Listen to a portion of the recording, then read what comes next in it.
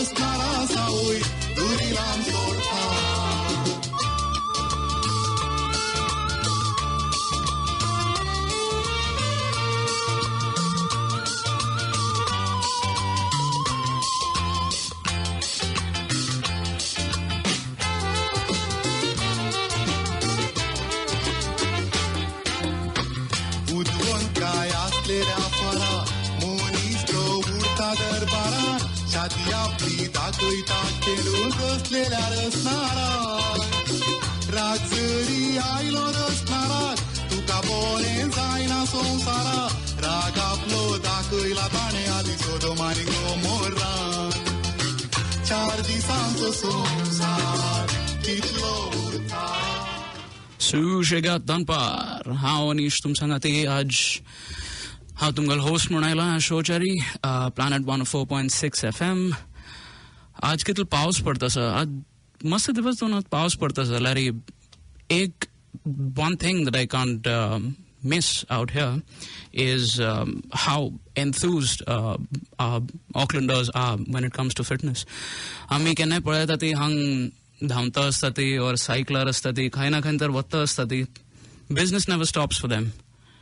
Today's show is all about that inspiring that inspiring culture, that drive to do everything, anything at all times. I'd show Charam Sangata Sati Hector, and he's going to introduce us to our guests who will give us an idea of what exactly is the fitness and cycling culture in New Zealand. Thank you, Aneesh, and good afternoon, listeners. A very Susegaad Danpaar to you all. I'm absolutely delighted to be talking to you today on and conversing with Chrissy and Janet about the joys of cycling. In fact, just this morning, I was cycling with my wife on Kiwi Esplanade, and it's a lovely bike track over there along the coast right up to Amberley. Embry Park or Embry Farm. It's really lovely, exhilarating. So anyway, but that's not about me today. I'm going to ask Chrissy, could you tell us something about yourself and your cycling, the bug that you have about cycling? Hello, I'm Chrissy.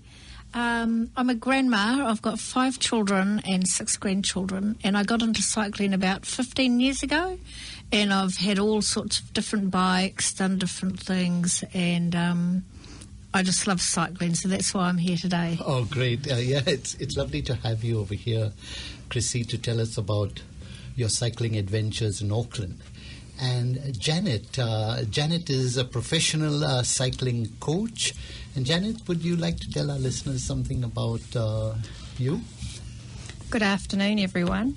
I've been actually cycling since I was a small child. My parents put me on one of those 4-wheeled walkers, and I used to zoom around because I would bottom shuffle instead of crawl, and I'd get very frustrated with trying to keep up with my sister. So I was introduced to wheels at a very early age, and I absolutely love cycling, anything, whether it's on the road or a shared pathway or... mountain biking is my passion. Okay. Yeah. And you've made it a profession now. I have, yes. It's been a bit of a journey, but who would have thought a middle-aged woman changing the direction that her life's heading and becoming a cycle coach. Wow. Okay, so we'll hear more about that, Janet, as the program progresses. But Chrissy, what type of bike do you ride, and have you always been on this bike, or have you changed bikes in the course of your biking? I can't call it career, but biking adventures. I've had many different bikes. At one time, I think the most bikes I had was about 8. I had a bike for every purpose. I had road bike, track bike, a town bike, tour bike. So, sorry, did you have 8 bikes at one time? I did. Wow. In my garage. And then when I did a trip about 5 years ago, some friends and we biked along the Danube Trail, and we ended up, it was about 2,000 Ks. We biked all along across Europe. But I needed a bike for that. And because I was going across America first, someone just gave this throwaway comment, and they said, get a Brompton folding bike and you can fold it up in a suitcase and take it with you. Wow. And so I did some research and read about it, and it does literally fold up into a suitcase. So I ordered it and picked it up in America, and then I biked in Bermuda on my son's cruise ship with him. And then I went across to Europe and biked right across Europe on the Brompton and brought it back to New Zealand with me. And then once I started riding that, I found that I didn't need all the other bikes because it's just so versatile. You pop it in the boot, you pop it anywhere. And I gradually sold all the other bikes. So I've really just got my... I've got 2 Bromptons, one that I lend to my grandkids to bike with me.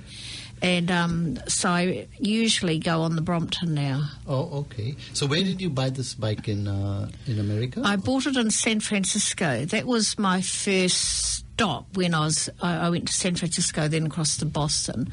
So I thought, well, I'd like to bike in San Francisco. So I ordered it and picked it up from a shop there because there's dealers right around the world. Mm-hmm. And I biked across Golden Gate Bridge with it. That was my first bike trip with it down to Sausalito on it. So in Europe, how many kilometers roughly did you say? We did about 2,000, I think. We did like right around Lake Constance, right along the Danube Trail across Europe, Austria, Hungary, Germany, and finished in Budapest. And then I went back to England and bought a fancy suitcase for it and brought it home in the suitcase. Wow, that's a lovely story. It's pretty amazing, actually. Yeah. Janet, have you also had so many different bikes, or how did you choose your bike? Oh, I do actually have a number of bikes. Currently, I have 4 in the garage. I have a road bike, a cyclocross bike, a mountain bike which is a hardtail, and then also my dual suspension mountain bike, which is my gorgeous baby. So someone of our listeners now, you had 8 bikes. Janet, you have 4, of course, for your career. How would someone decide what bike is right for them? A typical listener of ours who is not making a career of it. Is there such a thing called a bike faux pas or something? The first thing you need to actually think about is where you're going to cycle. So are you going to take up mountain biking, for example, or are you just going to be riding the shared pathways around Auckland? So you look at the options available to you of where to ride and where you think you would like to ride, and then you base your decision on the type of bike from that. Right. However, once you get into cycling, that passion will grow, and therefore that first bike that you've picked possibly won't be your only bike that ends up in your garage. There is a formula called N+1. It is number of bikes plus 1. So there's always room for that +1. Okay. So for the normal Aucklander who wants to cycle on the cycle paths and all the lovely things that Auckland Transport has built along Auckland, which would be the bike? Is it a road bike, or is it a hybrid, or is it a recreation mountain bike? All these terms which I've started learning now. There's not one bike that suits it totally, because it broadens to, are you taking kids with you, or, how fast you want to go. So the hybrid and the mountain bike sort of brands or specialties are probably the best to go with. However, that you can expand. Any bike can ride on the shared pathways around Auckland. Right. Okay. Cool. Yeah. That's okay. great. I mean, in about 10 minutes, learned so many things about cycling, like how diverse cycling is out here. That's the best part. We'll have more of this, but right for now, just a few tunes lined up ahead. Here you go.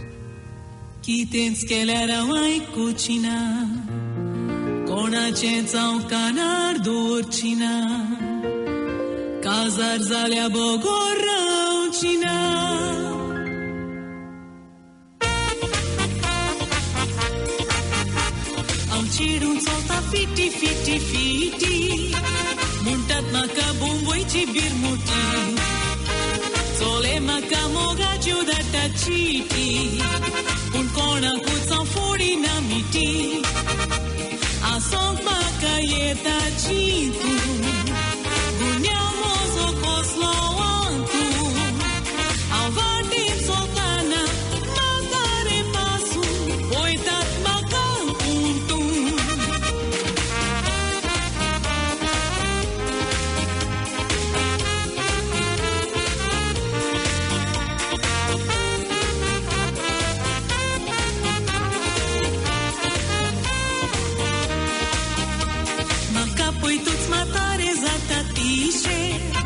Tonu gotat zalea puri soșe Răster zoltana beștiți mata canșe Dole mutat oșe, oșe, oșe Oto anima ca-ți puita Chitie baba tu cazata Olung borodista Amur coțasta Ovui matar o puta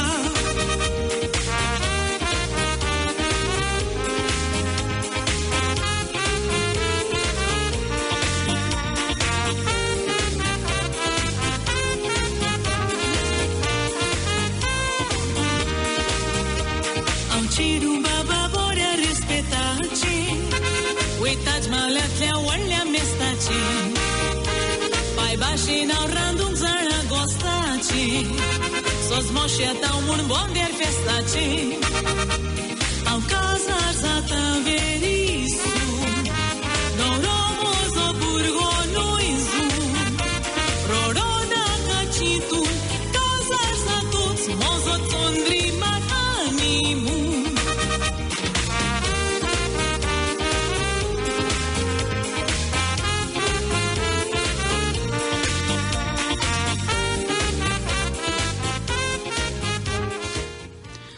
may I go at the rest of the conversation with Janet and Christine. And yes, we were talking about cycling and listening to, or not listening to music while cycling. Yeah, so we were listening to lovely music, Konkani music, just now while doing the cycling program. Do you, Christine or Janet, listen to music while you're cycling? No, never. That's sort of like a bit of a bugbear of mine. If you're biking along on a bike and a big truck happens to come up behind you, well, you won't hear them if you've got earphones in your ear. Yeah. Maybe not headphones or earphones, but let's say if you just want to listen to some music while you're biking and you've got your cell phone and your little carrier thing where you can, put your cell phone and want to listen to music while you're just driving along the countryside or something. I guess you could, but I'm always worried that I might get knocked and fall out and break my phone, so I don't do that either. That's important. Focus on your cycling. So, okay, coming to so that's a safety tip for cycling. Never listen to music or anything when you're cycling. Janet, any other safety tips while riding on the road? Oh, that's a very broad question. You've got to be aware of your surroundings. So listening to music doesn't assist you with being able to hear what's coming past you. It's very important to know if a truck's going to pass you or a bus or maybe even other cyclists, and they could ring a bell to say that they're coming past and coming past quite close. So that is probably the most important thing, to be aware of your surroundings and to have good bike control to be able to cope with what is thrown in front of you. Yeah. So about the bikes, let's say you've chosen the bike, is it very important to have a bike fit out so that it's suited to your height and your reach and things like that? Most definitely. Most bike shops have that service available to you. So when you go in, you'd have a recommended bike size versus height, and you come within that range. So it's important to have your seat at the right height, otherwise you're going to get sore knees, or if the reach is too long, you're not going to be able to control your bike as well as if it was correctly fitted for you. So yes, you definitely should buy a bike and get it fitted properly. And if it is not fitted, could it lead to, over a period of time, problems with back problems or other, Most health definitely. issues? Yeah. Lower back, if you're riding quite curved, also through your neck, it can become quite a problem. And then knees. Yeah. But Yes, Christine? funnily enough, on the Brompton bike, it's one size fits all. And so when I picked it up in San Francisco, I was really worried I was going to be doing this big bike trip. And I knew all about bike fits, and I'd been fitted for all my other bikes. But this is just one bike, one design, and you pick, you can pick a slightly different handlebars or a slightly different seat, and you pick the colour that you want. But other than that, that's it. It's one size fits all. Yeah. But could you adjust the You can adjust the seat, and that's about it. That's all you can do. And, I did all that biking and had no aches or pains. You just get on it and ride it. I think that's why a lot of people fall in love with the bikes, because for some weird reason they fit everyone. Also, in that is the colour important, perhaps? Oh, definitely. Yeah, you have to have the right colour. I got what's called a bespoke bike, so you go through a step by step and you choose what gearing you want, what seat you want, and most importantly, what colour you want. So is there a term for bike fanatics, like how we have petrol heads for people crazy about colour? You guys call bike heads or something? There are fanatics. I think both of us might be fanatics. Oh, speaking of fanaticism about cycling in New Zealand, I'll say, out here, of course, fitness is massive. People are pretty big on fitness and in general. But speaking about cycling specifically, my knowledge in the past few years has been seeing New Zealand shine in Olympics, be it Olympics or be it the Commonwealth Games. You guys have clinched 18 medals all throughout. That's no small feat. And it's all been about cycling. How massive, like how you mentioned right now, it's people. There's a lot of awareness about cycling in this country. So much so that now it's also being pursued as a form of professional sport. So would you like to share with us some information on what exactly is the Kiwi cycling culture in this country?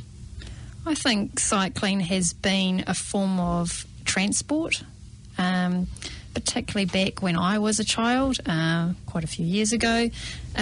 For me to get to my friend, I would have to hop on my bike to ride to my girlfriend's house. I actually even biked to school.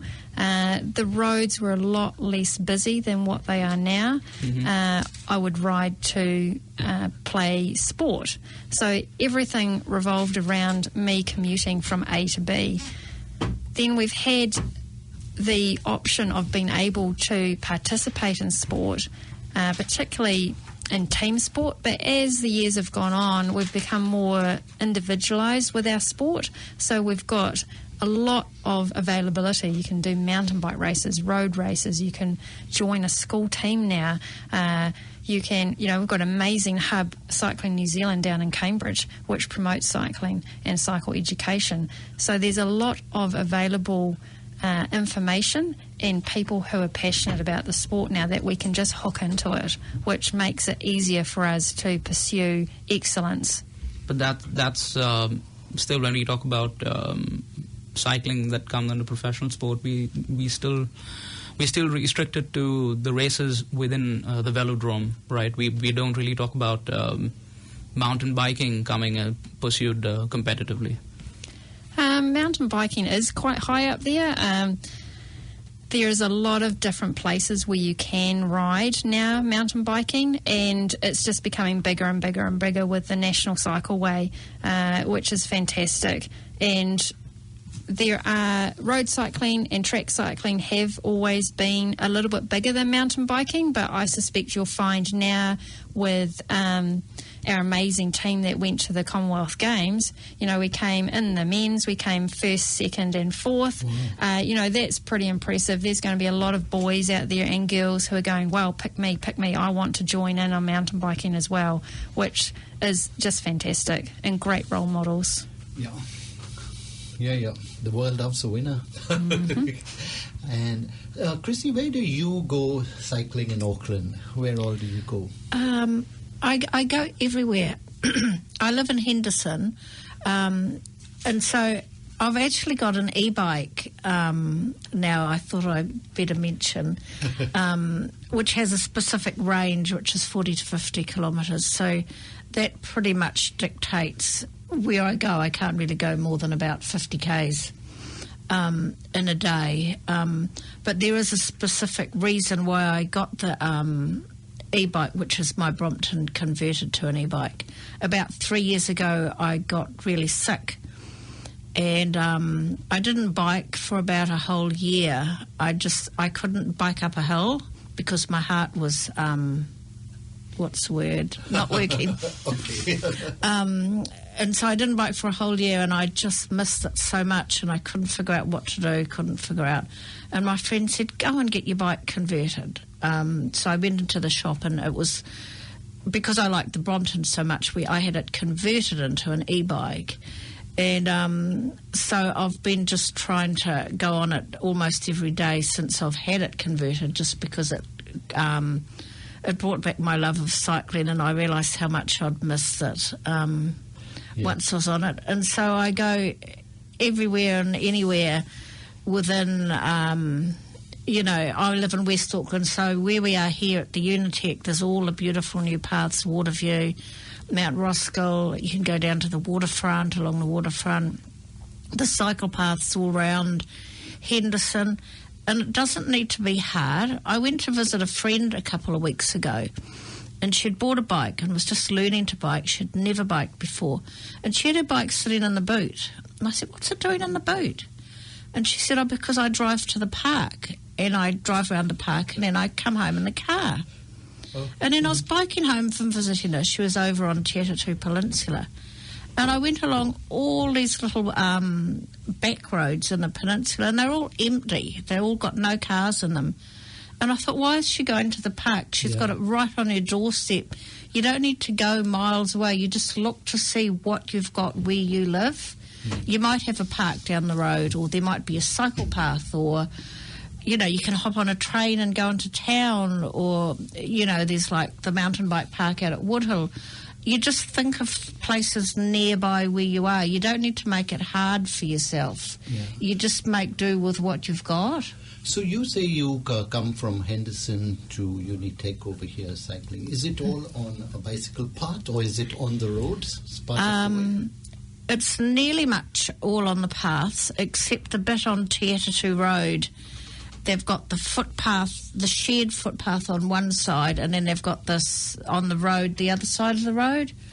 But you still need to keep your wits about you on even on a shared path. You've just got to be aware where you are, because a lady did knock me off the bike. Oh, really? She said, I didn't see you, and I was on the footpath. So that's just like a lesson. You've got to be aware wherever you are. You've just got to look in front, behind, around. Don't put your headphones on. Quite a lot of footpaths out here. I mean, they're more of a dual nature, right? I mean, you can walk as well as you can cycle on them. Theoretically, you're not supposed to go on the footpath. Yep. But I think that's a bit of a contentious issue at the moment, because school children aren't safe on the roads, and so they do go on the footpath. But you've still got to watch for cars coming down the driveways and things like that. And if there's busy roads like Great North Road, it's busy, so I'll bike on the footpath. I'd rather be alive than on the road and squashed. I mean, it's a good thing we're talking about cycleways now, because up until a few days ago, I'd come across quite a few news pieces about small business owners in different sections of Auckland campaigning, protesting against new cycleways being built up in their neighborhoods and stuff. So, I mean, I'd like to know your take on how does it, impact the whole cycling culture around here? Would it? I think I heard that people were getting upset about cycleways taking away parking and that. But, this arose when they're talking about building a cycle path in K Road. But like someone pointed out, you're never going to find a car park in K Road anyway. And so adding a cycle lane is going to bring a lot more people to the area rather than take business away, because cars are still going there. I think people get afraid they worry over nothing really, because cyclists have money to spend. They love going and having a coffee or going shopping, and you can get to a lot of places easier on a bike than you can in a car. I mean, I've rarely come across a bike owner who would, just park his bicycle for more than 8-10 hours, which is just compared, there's a good chance that a car owner will park his car for a longer time than a bike owner out here. I mean, people on bikes are just in a hurry to go places. Especially in town, if you want to go somewhere like downtown, some friends and I, we biked in on anniversary day, I think it was. They had a big, all the boats on the harbour and all of that. Well, there was no parking anywhere in town on that day, but we just zoomed in on our bikes and wandered around with the bikes and had a look at everything, parked them for a while, ate some food, and then biked home again, so we didn't need to worry about parking. Janet, the Auckland Transport is doing a lot to promote cycling, and apart from the infrastructure, are there any other things that you know of that the AT is doing for promoting cycling? Oh, definitely. Auckland Transport actually run a whole lot of free services available to cyclists, from learning how to change a flat tyre, basic maintenance on your bike, how to learn to ride, through to guided rides around Auckland and around the infrastructure that they have built. You can find all of this on Auckland Transport's website. As well as that, they have these amazing rides that they have set route, and you can actually follow that route by either going online and downloading the map, or you can get the brochure on that. So it's really good. Yeah, and I was told also that they are running courses for children and school programs, and they They build cycle paths around schools where children can, practice their cycling and things like that.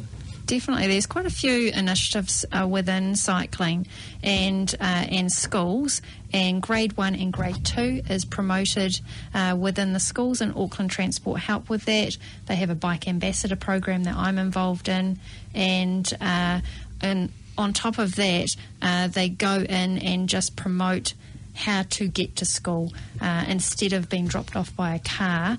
How about you walk or scooter or cycle to school? So they're heavily involved in that aspect of transport as well as cycle skills. Yeah. I also, Simon Vincent, he's become a friend of mine now, and he looks after for Auckland Transport Cycling in West Auckland, and he told me all these things which you just said, and he also said that AT has a community fund that groups can use to promote and encourage riding. So listeners, if you're thinking of setting up a group to promote riding among the community, just get onto the Option AT website, and it has a dedicated walking and cycling section with a lot of information on all the things which Janet spoke about. So, Anisha, on that, can we have a little break and some peppy music? Most definitely. Cycling, so we're just talking about cycling.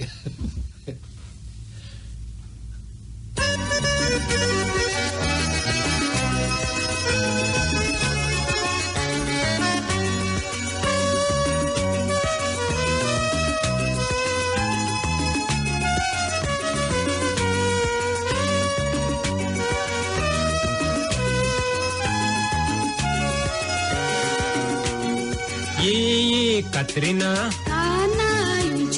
ye Katrina, tuka baikalaton maimu orta maimatan tuka bandra orta bandra chatarananta tuka loving shikaita. Kitak bai Katrina, kitak bai Katrina. Vatte vade ke undishi puri vandundishi baikalani America sangatayata.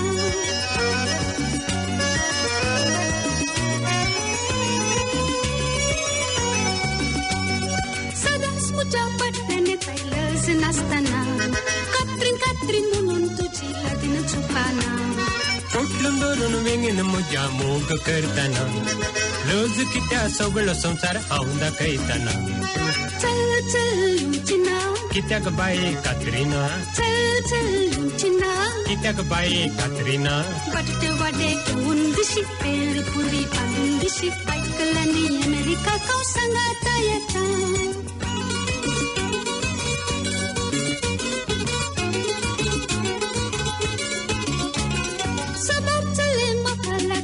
Jo matale, kitla turun bengin durun mogu kartale. Putra tuji icon bai mak amal zale. Katrin bai tuwe maka Katrin tugale.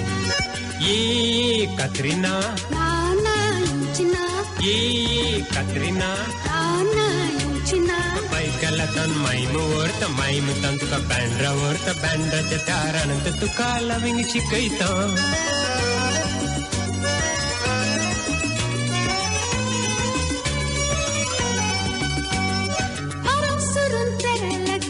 Salimaka, aunque un puro sale casa samaka.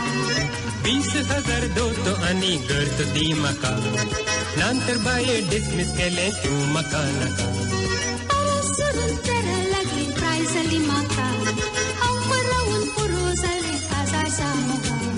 20,000 doto ani गर्त दीमका नांतर बाये dismiss केले तू मकानका ये Katrina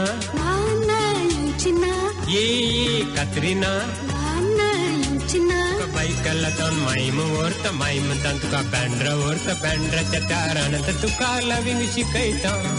Chal Yuchina Kita kabai Katrina Chal Yuchina Kita kabai Katrina Vatte vade ke undishi puri pandishi baikalani America sangatayata.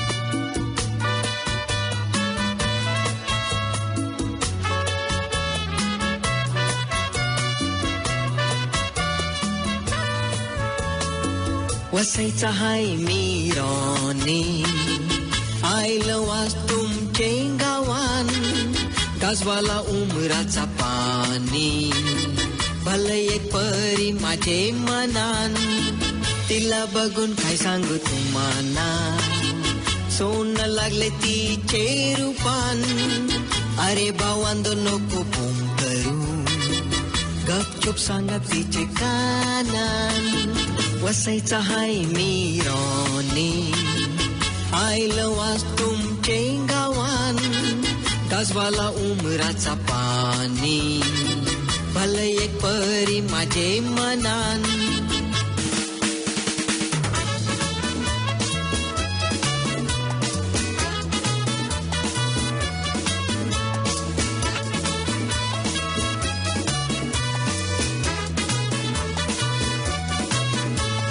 माझ्या काय वाजते कवरे दणक्याने वराडाचे मांडवान बघून तिला येरा मिसाईलू काय नाचते बघा ती ठेक्यान माझ्या काय वाजते कवरे दणक्याने वराडाचे मांडवान बघून तिला येरा मिसाईलू काय नाचते बघा ती ठेक्यान आणि त्या बाजाचे ठेक्यावर काय तिची पैजण हालतान आयसं वाटते का चांदणी आज डेवले तिचे पाया वसईचा हाय मिराने आयलं वाज तुमचे गावान गाजवाला उमराचा पाणी भले एक परी माझे मनान.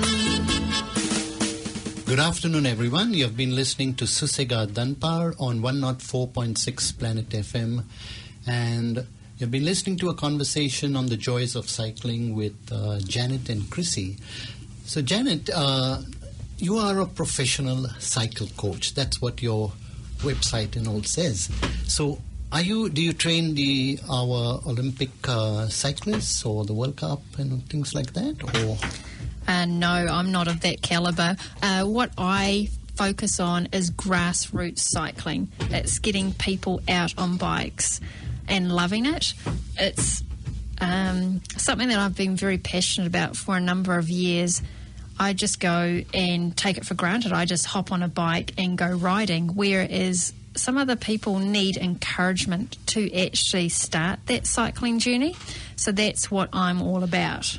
Okay, so it's basic, normal people like Aneesh and me and others whom you train to cycle, and is it school children also? And I have quite a broad range of clients, so they would go from young people through to my oldest client is actually 70. Wow. And I take her mountain biking on grade 3 mountain bike trails, and she is just amazing. I want to be her when I'm 70. So for a person, for an adult who has not cycled before, how long would you need with that person to train her to ride a bike? It does depend on that person's balance, and if they've done some form of sport in the past. I have discovered that those who are fairly well balanced and maybe have sat on an indoor cycle or have run or something, or played team sport, they learn cycling a lot more quickly than someone who hasn't acquired that balance within themselves.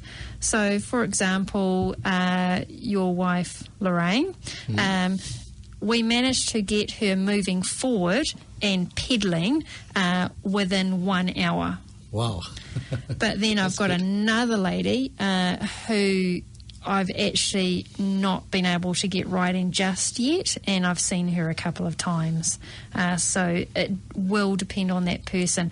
Whether Lorraine is safe to ride in places, that's the next steps, is actually to teach cycle skills and how to ride correctly. Yeah, just to tell you, this morning both of us went on the cycle trail from Onehunga, but it was a dedicated bicycle path from right from under the bridge up to Ambury Park, and it was beautiful over there, and she managed well. So obviously you've done a great job. So most of your clients, are they usually interested in mountain biking, or like do some of them have absolutely no idea of even how to pedal a road bike or something? I have sort of two sets of clients. I have the ones who want to learn to ride and are unconfident in riding or how to go about that, through to the ones who would like to learn how to mountain bike and then progress with their mountain biking. So I go and help them learn how to do it. And some of them feel quite self-conscious rocking up to a mountain bike park. And it's like, you've got all these amazing riders who have all the kit, look really good, look really fit, and they've rocked on up, and it's like, okay, where do I go from here? So I walk them through that process. Okay, that's nice. Yeah. So now I've just recently bought a what is called a recreational mountain bike. Yeah. It's a giant Talent 2. Is that a bike which I could go mountain biking? I bought it specifically to ride around Auckland. Is it okay? Yeah, you most definitely can. Mountain biking has different grades for its trails. So you've got, say, for example, if you went to Woodhill Bike Park. Where is this? So that's out west. Okay. It's called Woodhill Bike Park. And it's a dedicated bike park available for people. So you pay money to go into the park. And they have some very cool trails from beginner through to advanced. Right. Okay. So beginners would be basically quite flat, not too downhill, and not too many obstacles. Definitely. So the beginner trails are generally wider and have less trail features on them. Say, for example, less roots or trees that are in the way or drops. Okay. Whereas the advanced trails will be further out and often narrower with drops or big corners, and a lot harder to either get up or down. Okay, so once you get into that, do you pay a fee to enter, and then you can stay there for some time? Yeah, you can stay there all day. So that's only one of the places in Auckland that you can actually mountain bike. We've actually got a number of places around. So Janet, in case some of our listeners would be interested listening to this program, to get in touch with you and they would like to have some cycling lessons, how can they get in touch with you? Sure. You've got several different options. You can go online and Google cycle coach Janet Stark. I actually do have a small website, and it's cyclecoach.co.nz, or you can go on Facebook and just put in Cycle Coach Janet Stark, and that will come up with my details. Right. That's Cycle Coach Janet Stark on Facebook. Correct. Awesome. Oh, great. And do you also, let's say, I don't know, talking about cycling and all the joys of cycling, if we want to organize a group, kind of what is called a bunch group cycling adventure, something like that, do you also, is that part of your forte where you undertake such biking tours or not, or groups out for cycling? Most definitely, Hector. So I do a range of different things. I host cycling retreats, and we go to different locations around New Zealand. I also do group rides, mountain bike and urban within Auckland. Auckland has some amazing places that you can ride, as we've already heard. So, yeah, I can do both of those. Okay, cool. So, and how many people would you require, to get in order to make it viable to go on such a trip? Or is there a certain minimum number, or you have a group and we can join it or something like that? I sort of have a magic number. I don't like to take any more than 6 people with me when I do a group. And, like, for example, I'm actually doing a guided ride tomorrow, which I've got clients coming along, and we're going to be riding some of the shared pathways around Auckland. So I go ahead generally, even if there's one person turning up. I like to spread the love of cycling, so it might not be viable for me to, turn up, but I do it anyway because that person then might come to something else. Yeah. So I don't want to, say, hey, sorry, not enough people are coming. I want people to get on bikes. Right. So Share the love, yeah. you've got you said you've got 4 different bikes. Christina's got about 8. I did have. I've sold most of them now. Yeah. So when you guys when you guys are going for bikes, so let's say you got to purchase a new one or you got to gift somebody a new one, depending upon what terrain are they actually accessing, whether it's a road or a mountain bike, or I'm sure there's something called a cyclocross bike, something as well. Yes, there is. I've actually got a cyclocross bike. Awesome. So what brands do you usually go for while so how does it, from start to finish, how do you actually go about selecting a particular bike? What do you look for in a bike? Number 1, I look at where I'm going to use that bike. Mm-hmm. Number 2 would be the specs of the bike, whether it actually fits me, and I quite like really good bikes. So I look at that. I then also look at the fit of the bike as well. Does that bike actually fit me properly? And will I be able to take it where I want to take it? So they would sort of be my 3 things. But then the biggest selling part for me is the bike has to look pretty. I get my husband, if he wants to buy me a gift, don't go to a jewellery shop. Take me to a bike shop. And I love shiny things, so shiny things comes in the form of bike Bikes gear as well, yeah. So all my bikes are pretty. Yeah. Janet, on that point, I've got this bike and it's just come out like it's from the shop. What are the things I can add on or should add on over a course of time which would be useful to have on my bicycle? Oh, Hector, that is a very open question. Number 1, a bell. Okay. If you're going to be using it in shared pathways, a bell. Number 2, lights. Yep.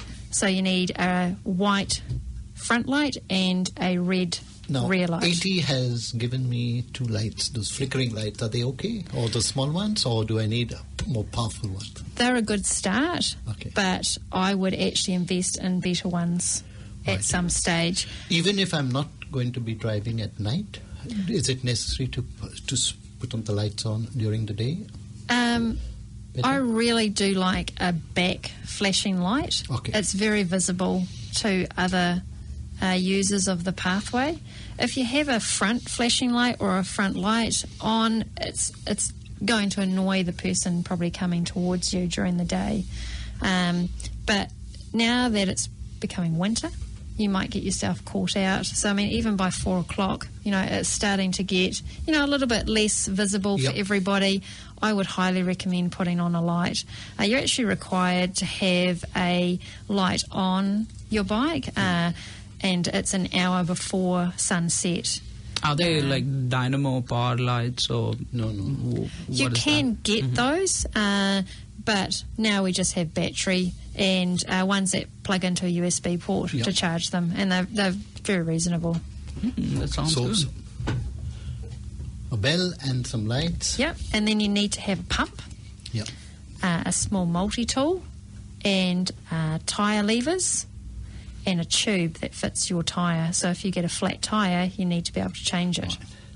And the nice thing about bicycles is that you can you can maintain them yourselves and do a little repairs on it. Is that right? Or do You can. There's something called an M check, which is a way that you can actually check your bike and methodically, and you should be doing that before you go riding every day or every time you use your bike. But I do highly recommend that you get your bike checked out by a professional bike mechanic on a regular basis. So, for example, if you use your bike and you're riding, hundreds of kilometres, you should be doing that probably about every 6 months or even sooner, depending on how often you're using your bike. But definitely every year, you should be, just like your car, you have an annual check with a bike mechanic. Okay, Nice. That's good. Right. Good advice. And Aneesh, That's good, man. you have some songs for us? On that note, we'll be diving into something peppy.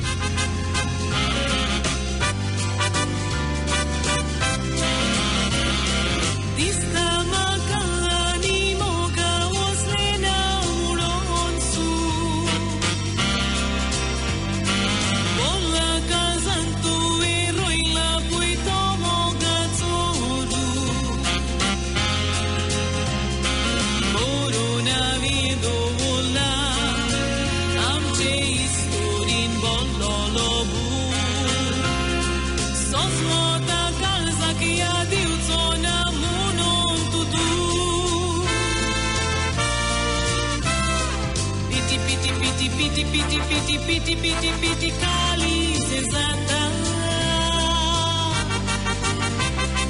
Nirle polo na puntu zo tsugdas makayeta Godbingi maka todota Chitun mutun moje kiss together Piti mogyam so kali sa kusha kadita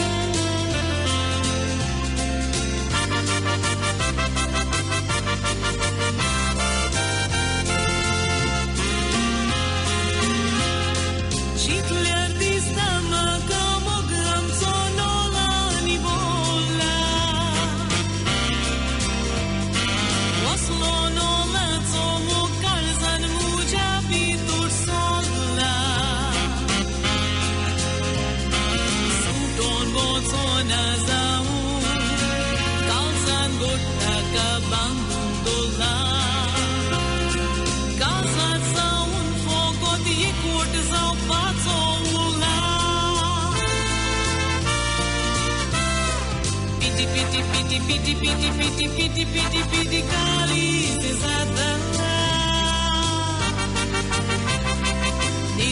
Nid poro na puntu zo tsugdas makayeta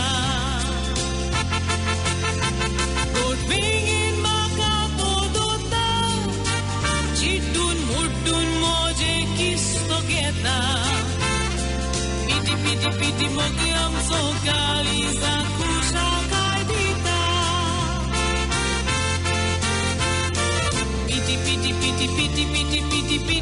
Piti kali sezata Nid poro na puntu zo tsugdas makayeta Welcome back to Susegaad Danpaar. You're listening to Aneesh, and we've got Hector Uncle asking a few questions. Yes, so good afternoon, listeners, and welcome back to Susegaad Danpaar. And we've been having a really lovely conversation on the joys of cycling with Chrissy and Janet. So, Chrissy, tell me, what is the special joy you get out of cycling? Why do you cycle? What do you get out of it? I think I started getting into it just because of the places you can go when you're on a bike. and it just grows. Like, I've done coast to coast and I've done Ironman, but I've been other places. I've been like Bridge to Nowhere, I've been up in mountains, I've been to National Park, I've been across Europe. And trips across Europe can be really expensive, but I just did it on my bike in a tent, and it was ridiculously cheap. People think it's expensive, but you can do a lot with a bike for a little money. And even if it's just biking to town, you always say hello to people and you wave to people and you just look at the scenery, and you have the wind in your face and you can zoom along and just sort of exhilarating. Yes. And I think even if you're just going down the road, I just hop on my bike because it's better than driving, and you don't need to worry about parking. It's just like being out there in the breeze. And you kind of savor the moment. Definitely. And the view keeps on changing every little while. And even if you're doing it at different parts of the day, the view is different. Yes, I'm always looking for a different way to go. I've got a friend in New Lynn, and from Henderson, I always try and find out a different path that's not as busy. Like there's one, there was always school kids, so I found another road. And I just go out and explore and try and find back roads. And is there a park that I can go through here, or just all over West Auckland? There's a higher level of intimacy compared to, when you're in a car or something. Definitely. I actually sold my car, and I've just got a camper van now, so I kind of have to go out on my bike. It's a hassle taking the camper van out, so I go on my bike a lot more. Good. And you, Janet, what do you get out of biking? Mine's a very similar story to Chrissy's. I do it because it keeps me sane and it speaks to my soul. Riding along and just having that beautiful nature around us is just incredible. We live in an amazing place here in New Zealand. And the other thing that it does to me as well is it introduces you to people that you might not have met, because you've all got a common interest, and that common interest is cycling. I have some fantastic friends. They're called my bike besties, and we ride together most weeks, and we just laugh, we crash sometimes, we go to a coffee. They just keep me grounded, and I love it so much. It's good exercise. It helps me to keep fit and healthy. The list just goes on. I don't know. Just listening to you, I get the feeling that both of you are enjoying the journey and living in the moment. Oh, most definitely. I mean, how else can we, experience what we can experience? Like recently, well, not recently, but about a year and a half ago, my husband and I actually went to Samoa and we did a cycle touring trip there. And we're riding through the village, and the little kids are going, hey bike, hey bike. And then you've got the tourists going through with their air conditioning on in their cars, and, their car windows are up. They're not experiencing the same thing we're experiencing. Yeah. And it really struck home when I was on that trip, thinking, wow, this is so much better than actually driving in a car. That sounds so amazing. I mean, it's a bummer that we got to end the show at this point of time, but this could just go on and on for a really long time. Most definitely, all day. Thank you so much, you guys, for coming on our show today, giving us so much knowledge. I mean, I had no idea it was so diverse. Do listen to Susegaad Danpaar next weekend. Ami hanga chastali Planet 104.6 FM. I'm Kaika. You catch us on Facebook on Susegaad Danpar. And I'm email karati goodguize@gmail.com. Tawal thai. Have a good weekend and keep cycling.